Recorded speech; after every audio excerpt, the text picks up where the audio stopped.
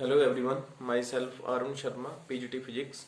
Today we will start the next portion of grade 11th, unit number 3rd, that is concurrent forces or equilibrium of concurrent forces. So we can say that it is a equilibrium of a particle. In my last video we will discuss about law of conservation of linear momentum and lifting condition, Newton's law, inertia, impulse. So next topic is equilibrium of a particle. Equilibrium of a particle. So a particle is said to be in equilibrium when net external force on it is equal to zero. किसी भी particle को हम equilibrium में बोल सकते हैं अगर उसके ऊपर जो नेट एक्सटर्नल फोर्स है that is equal to zero. So the let us consider the equilibrium of a particle को according to first law it mean that the particle is either at rest or in uniform motion. So if the two forces F1 and F2 are acting on the particle, if F1 and F2 are the forces acting on the particle, then the equilibrium mean F1 is equal to F2। तो क्या बोलेंगे आप कि आपने किसी भी particle के ऊपर कोई एक्सटर्नल फोर्स अप्लाई नहीं करना है। The force F1 is equal to F2 or we can say that equilibrium of a particle O when the action of concurrent forces are shown। For example,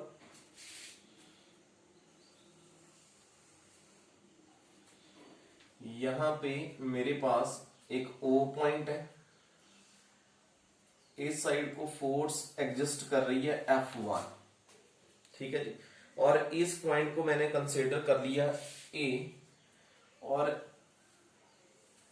इस point को consider कर लिया मैंने B और यहां के लिए फोर्स एग्जिस्ट कर रही है F2 और इस साइड के लिए पॉइंट कंसीडर कर लिया C और यहां के लिए फोर्स एग्जिस्ट कर रही है F3। तीन अलग अलग फोर्सेस हैं जो एक ही पॉइंट के ऊपर एग्जिस्ट कर रही हैं। अगर तीनों फोर्सेस एक ही पॉइंट के ऊपर एग्जिस्ट करेंगी तो इनको बोलेंगे आप कंकरेंट फोर्सेस। अगर मैं और इस पॉइंट को नाम दे दूंगा मैं C डैश, तो यहां के लिए क्या बोलूंगा F1 प्लस F2। तो ये क्या बन गया आपके पास F1 प्लस F2। तो मैं ये बोल रहा हूं when there is no external force on the particle then the net force on the particle is equal to zero। अगर मैं इन तीनों का सम करूं F1 plus F2 plus F3 the net external force on the particle that is equal to zero। तीनों के ऊपर जो net external force लग रही है वो किसके इक्वल आ रही है, जीरो के इक्वल आ रही है। अब यहां से मैं लिख सकता हूं, अगर देखो यहां पे O और ये C और ये C, तो मैं लिखूंगा F1 plus F2 is equal to minus F3। 3 वाला साइड जो है इसके अपोजिट फोर्स लगा रहा है, तो F1 प्लस F2 किसके इक्वल है OC dash is equal to ये किसके इक्वल है माइनस OC के इक्वल। तो यहां पे ऊपर भी मैंने एक एग्जांपल दिया था आपको, तो यहां से आप बोलेंगे the resultant of two forces F1 and F2 obtained by a parallelogram law of vector addition then it is equal and opposite to the third law। The condition of equilibrium in three concurrent forces can be expressed by a triangular law। यहां से हमने parallelogram के according explain करा। Similar you can explain according to a triangular law of vector addition। For example, यहां पे A point consider कर रहा हूं, इस साइड को फोर्स हुआ F1, ये पॉइंट आपके पास B point, A to B जो आपके पास फोर्सेस है दैट इज F1 और यहाँ पे एक C पॉइंट कंसीडर कर दिया, यहाँ के लिए फोर्स है F2, इन दोनों को ज्वाइन करा, इस साइड के लिए फोर्स है F3। According to triangular law of vector addition means triangle ABC mean AB या AC is equal to AB plus BC, देख सकते हैं AC is equal to AB plus AC। अब ध्यान से देखना है, या AB plus BC is equal to AC।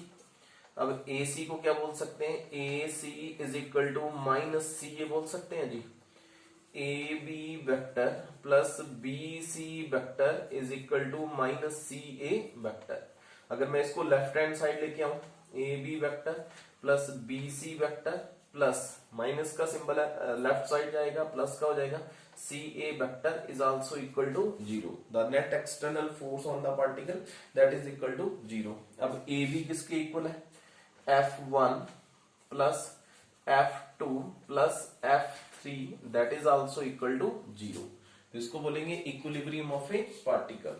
तो याद रखना है, हमने एक पैरेललोग्राम के अकॉर्डिंग एक्सप्लेन करा और एक ट्रायंगुलर लॉ के अकॉर्डिंग।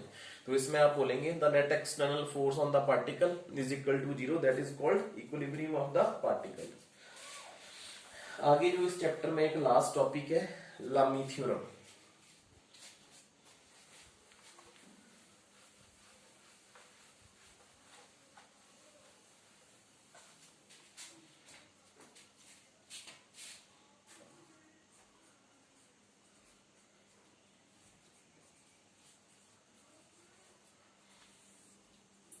ये आपको 1 मार्क्स में भी आ सकती है, मैथ्स में भी इसका यूज है। तो आप याद रखेंगे, if a particle is in equilibrium under the action of 3 concurrent forces, अगर किसी भी पार्टिकल के ऊपर 3 कंकरेंट फोर्सेस अप्लाई कर रहे हैं, then each forces is proportional to the sine of angle between the other 2 forces. क्या बोलो, if a particle is equilibrium under the action of concurrent forces,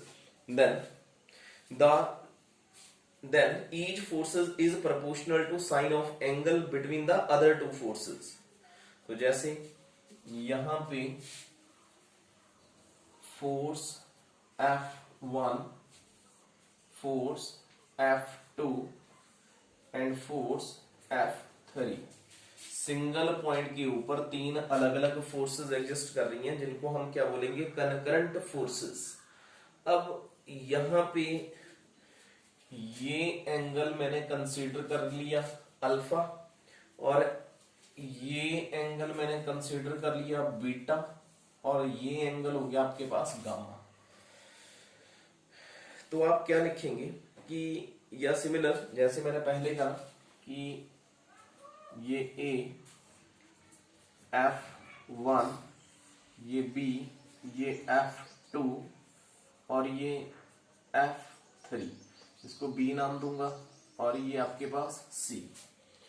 तो डेफिनेशन में ये बोल रहा हूं कि जो फोर्स है वो किसके प्रोपोर्शनल है, force of the sine of angle between the other 2 forces. हमने एक पार्टिकल O कंसिडर करा, और यहां से equilibrium under the action of 3 concurrent forces F1, F2, F3। Then according to Lami theorem आप क्या बोलेंगे, F1, this one, F1 upon sine alpha is equal to F2 upon sine beta is equal to F3 upon sine gamma। तो according to definition, F1 upon sine alpha, F2 upon sine beta and F3 upon sine gamma, it's your Lumley theorem। It's your 1 marks question or MCQ type question, so you can remember what is an Lumley theorem।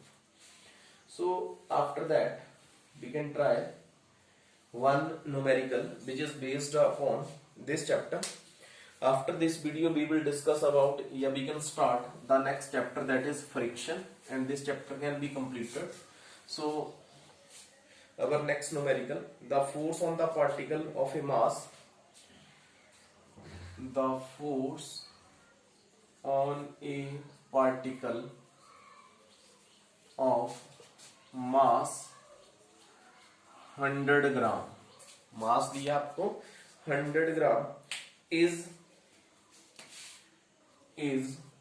10I plus 5J newton, ये force दिया, साथ में unit mention करा हुआ है Newton. If the particle start from rest, if the particle start from rest, अगर particle जो है कहां से स्टार्ट कर रहे हैं, रेस्ट से स्टार्ट कर रहे हैं, but will be the position after 5 second, but will be the position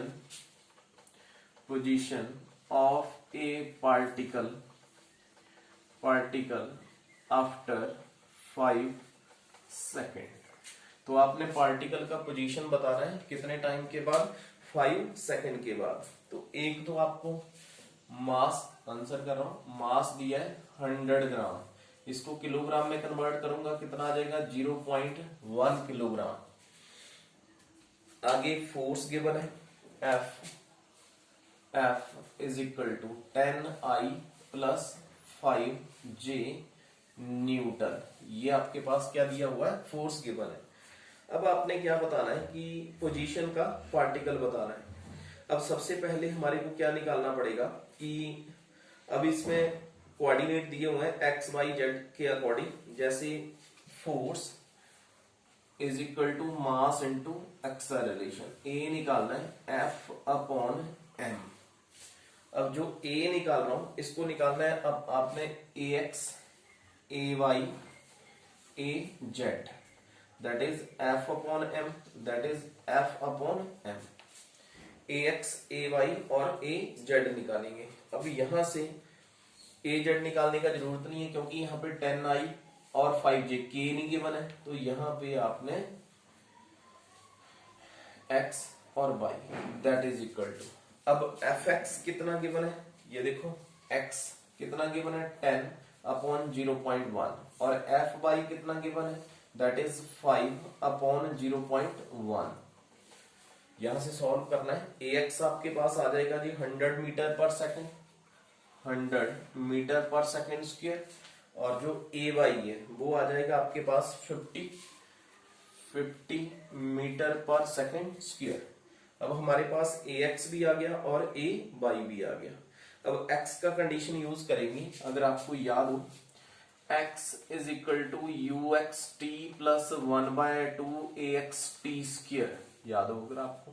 पर यहाँ पे बोला है the particle is start from rest, mean ux is equal to 0, then x 0 put करेंगे 1/2 ax t square, x is equal to 1/2 multiply by ax का value आ रहा है आपके पास 100 मल्टीप्लाई बाय कितने टाइम के बाद पूछा है इसने, 5 स्क्वायर, तो यहां से 50 और ये बन जाएगा आपके पास 25 और 50 को आप मल्टीप्लाई करेंगे, दैट इज 1250 मीटर, 1250 मीटर। ये आ जाएगा आपका according along the X axis. Similar निकालेंगे y is equal to uy/t plus 1/2 ay/t square. Similar ये यहाँ फिर कहां से स्टार्ट कर रहे हैं, रेस्ट से, देन y 1/2 ay का वैल्यू आ रहा है 50 मल्टीप्लाई बाय 5 का होल स्क्वायर, ये 25 कितना आ जाएगा 625, ये आ जाएगा जी आपके पास 625 मीटर। अलोंग एक्स एक्सिस भी आ गया, अलोंग वाई एक्सिस भी आ गया। अब हमने क्या बताना है, position of the particle after 5 second, then r is equal to, याद हो आपको X I plus Y J, then r is equal to x का वैल्यू आ रहा है 1250 i प्लस y का वैल्यू आ रहा है 625 j, ये आपके पास जी पोजीशन वेक्टर। तो आपको फॉर्मूला याद होना चाहिए, कैसे हमने ट्राई करा, एक अलोंग एक्स एक्सिस निकाल दिया और एक अलोंग वाई एक्सिस निकाल दिया। तो आपने ये टर्म्स ट्राई करना है, न्यूमेरिकल ट्राई करना है। यूनिट नंबर 3 का जो फर्स्ट चैप्टर है वो कंप्लीट है। अब हम सेकंड चैप्टर स्टार्ट करेंगे नेक्स्ट वीडियो में, दैट इज फ्रिक्शन। सो इसको प्रिपेयर करना है अच्छे से। Thank you.